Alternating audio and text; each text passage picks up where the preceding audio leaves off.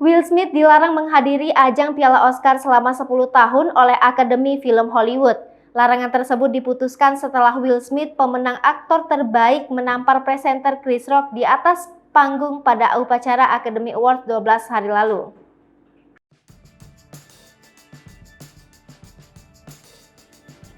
Dewan Gubernur Academy of Motion Picture Arts and Science mengambil tindakan pada pertemuan pada hari Jumat 8 April 2022, seminggu setelah Smith mengundurkan diri dari grup. Aktor tersebut telah mengeluarkan pernyataan permintaan maaf kepada Rock, produser Oscar nominasi, dan pemirsa. Selain Oscar, penghargaan paling bergengsi di dunia film, Dewan melarang Smith dari semua acara dan program akademi lainnya secara langsung atau virtual selama 10 tahun. Pada upacara televisi 27 Maret, Smith naik ke panggung setelah komedian Rock membuat lelucon tentang penampilan istri aktor, Jada Pinkett Smith, lalu menampar wajah Rock. Kurang dari 1 jam kemudian, Smith memberikan pidato sambil menangis di atas panggung saat ia menerima penghargaan aktor terbaik untuk perannya dalam King Richard, memerankan ayah dari superstar tenis Serena dan Venus Williams. Setelah upacara, ia terlihat menari di pesta tahunan pasca Oscar Vanity Fair. Lelucon Rock tentang Pinkett Smith mengacu pada film 1997 Guy Jane, di mana aktris Demi Moore mencukur rambutnya. Tidak jelas apakah Rock sadar bahwa dia memiliki kondisi yang menyebabkan rambut rontok.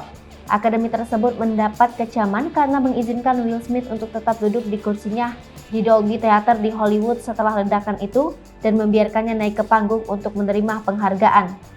Dalam pernyataan hari Jumat, para pemimpin akademi mengatakan mereka tidak menangani situasi secara memadai selama siaran.